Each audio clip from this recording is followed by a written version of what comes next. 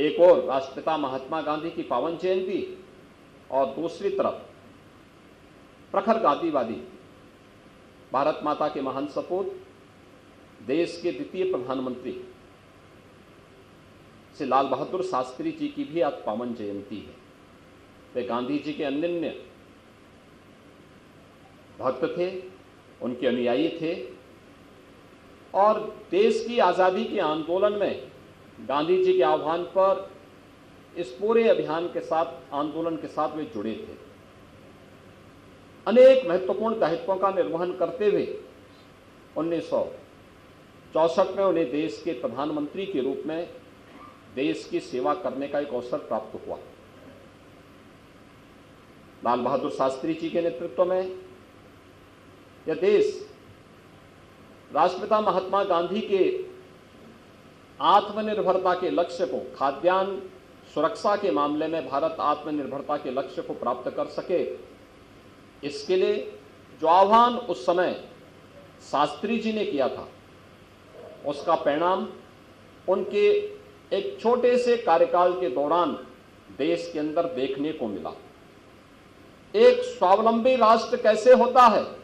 1965 के युद्ध में दुश्मन देश के द्वारा भारत पर थोपे गए युद्ध का जवाब उस समय भारत ने जिस तेजस्विता के साथ किया था, यह भारत के उस स्वरूप को कि हम लोग विश्व मानवता के कल्याण के लिए कार्य करेंगे, लेकिन अगर कोई हमारी सीमाओं का अतिक्रमण करेगा तो उसका मुंहतोड़ जवाब भी देंगे।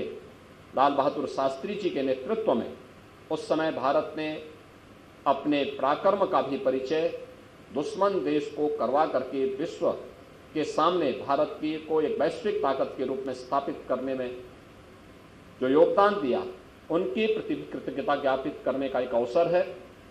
याद रखना, स्वदेशी जब तक भारत की आज़ादी का मंत्र नहीं बनना था, तब तक आज़ादी की लड़ाई एकजुट होकर के, एक साथ मिलकर के नहीं दिख रही थी। भारत की आज़ादी के आंदोलन के साथ महात्मा गांधी जी का जुड़ना और इस आंदोलन को स्वदेशी के साथ जोड़ने का अभियान क्या रहा कि देखते ही देखते पूरे देश के अंदर एकजुट होकर के देश की आज़ादी के लिए हर नागरिक के मन में एक गौरव का भाव और स्वावलंबन का भाव जागृत हुआ। खादी उसका प्रतीक बना। पूरे देश के अंदर देखते ही देखते जिन ब्रिटिशर के बारे में ये मान्यता थी कि उनके राज में कभी सूर्य अस्त नहीं होता है, राष्ट्रपिता महात्मा गांधी के नेतृत्व में चला आज़ादी का आंदोलन उनके सूर्य को अस्त करने में सफल रहा। आज हमारा सौभाग्य है कि नया भारत राष्ट्रपिता महात्मा गांधी के उन मूल्यों और आदर्शों से प्रेरणा प्राप्त करते हुए निरंतर आगे बढ़ रहा है। इस अवसर पर सेवा पखवाड़ा के दौरान जो अनेक कार्यक्रम हुए हैं, इनमें 17 सितंबर से प्रारंभ यह कार्यक्रम 25 सितंबर को पंडित दीनदयाल उपाध्याय जी की पावन जयंती के साथ जुड़ता हुआ आज 2 अक्टूबर गांधी जयंती के इस पावन कार्यक्रम के साथ यह समारोह की ओर बढ़ रहा है।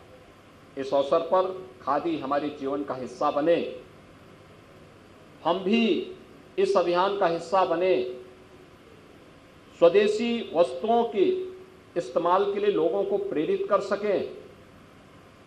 पर्व और त्यौहार आने वाले हैं, इन पर्व और त्योहारों में हम विदेशी वस्तुओं की बजाय स्थानीय वस्तुओं को, स्थानीय उत्पादों को प्राथमिकता दें। उन्हें गिफ्ट के रूप में अपने मित्रों, अपने शुभचिंतकों, अपने परिवारजनों को भेंट करेंगे तो स्थानीय स्तर पर अधिक से अधिक रोजगार का सृजन भी होगा और आत्मनिर्भर भारत की परिकल्पना को साकार करने में भी मदद मिलेगी। स्वच्छ भारत मिशन राष्ट्रपिता महात्मा गांधी की स्वच्छता के प्रति उन अभियानों को एक नई ऊंचाई देना है जो न केवल आज से 100 वर्ष पहले बल्कि आज भी जिनकी प्रासंगिकता उसी रूप में बनी हुई है। और आज प्रधानमंत्री मोदी जी स्वयं इस कार्यक्रम के साथ जुड़ रहे हैं। जिस मिशन को उन्होंने 10 वर्ष पहले प्रारंभ किया था, आज वह एक नई ऊंचाई को प्राप्त करता हुआ दिखाई दे रहा है। देश के अंदर 12 करोड़ से अधिक घरों में शौचालयों का निर्माण, ये न केवल स्वच्छता के प्रति उनके आग्रह को बल्कि नारी गरिमा के गौरव को बढ़ाने का एक अभियान भी है। नारी सशक्तिकरण के बगैर आप समाज को सुदृढ़ नहीं कर सकते, स्वावलंबी नहीं बना सकते। राष्ट्रपिता महात्मा गांधी के जो ये महत्वपूर्ण वचन थे, स्वच्छता के लिए, नारी सशक्तिकरण के लिए, स्वदेशी के लिए और स्वावलंबन के लिए, इनकी प्रासंगिकता आज भी बनी हुई है। दुनिया के अंदर जो भी देश शक्तिशाली बने हैं, सामर्थ्यवान बने हैं, उन्होंने आत्मनिर्भरता के लक्ष्य को सर्वप्रथम प्राप्त किया। आज अपनी उद्यमिता और अपनी तकनीक के लिए दुनिया के अंदर जाने वाले जितने भी देश हैं, चाहे वह अमेरिका हो, चाहे वह फ्रांस हो, चाहे वह जर्मनी हो, चाहे वह जापान हो, इन्होंने अपनी उद्यमिता को, जिस पर आज भी प्रधानमंत्री जी कहते हैं कि वोकल फॉर लोकल, यह स्वदेशी जो राष्ट्रपिता महात्मा गांधी का स्वदेशी का अभियान था, उसी अभियान को एक नई ऊंचाई प्रदान करने का कार्यक्रम है।